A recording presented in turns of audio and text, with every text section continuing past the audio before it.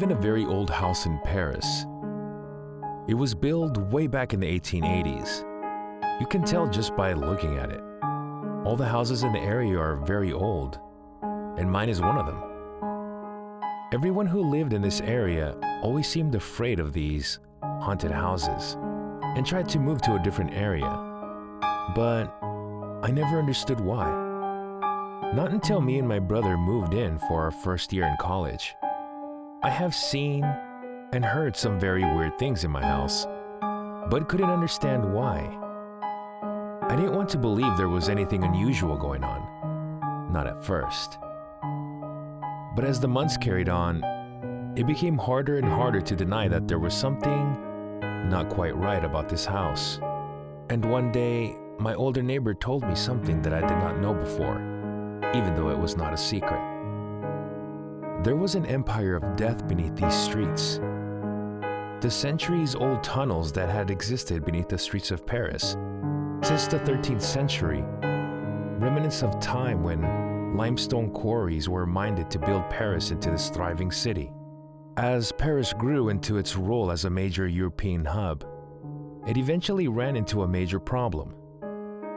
By the 17th century, enough people had lived and died in Paris that its cemeteries were overflowing, overstuffed with graves to the point when corpses at times became uncovered. And so the solution arose to place them into these tunnels. They started to move bones from the cemeteries 5 stories underground into Paris' former quarries. The city stopped moving bones into the quarries in 1860. Between 1786 and 1860, they moved 6 million to 7 million corpses. Can you imagine that my house was right above all these tunnels, filled up with silent neighbors? As I said, everyone could feel something. It's hard to explain, but the feeling was like there was always someone around you, some sort of dark energy. Weird noises, creaks, crouching steps. Sometimes you could even hear whispering. Most of these strange and creepy things happened in the basement. So many people just stopped using them and kept the doors locked. But me and my brother needed to use our basement as we turned it into a gym. Me and my brother and his buddy Josh always used to get together at the gym in the basement of our house. We would start into the early evening and would call it quits at about 9 p.m. This occurred at the end of October, as the days were getting shorter.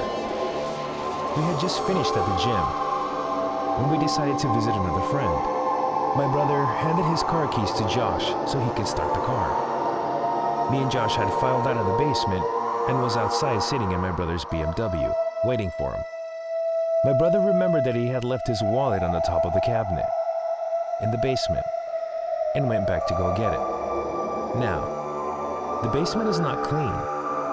There is some clutter, and the boiler and main heating unit are right smack in the middle.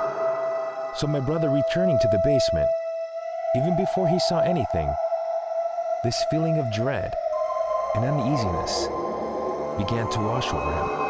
He walked over to the cabinet and was about to retrieve his wallet. That's when out of the corner of his eye, he saw it. It was a shadowy figure, right in his peripheral vision.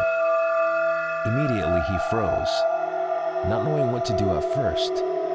But we had been taught by an older neighbor that if you were in the presence of a spirit or a ghost, and you feel a bad vibe, to say a quick prayer or to cuss at it.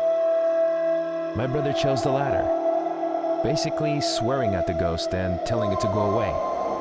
He then headed out of the basement and went briskly up the stairs, closing the doors and turning off the lights as he walked out. The last light switch is on the opposite side of the front door. The door was open, and amber light from the street lamp was flooding into the living room.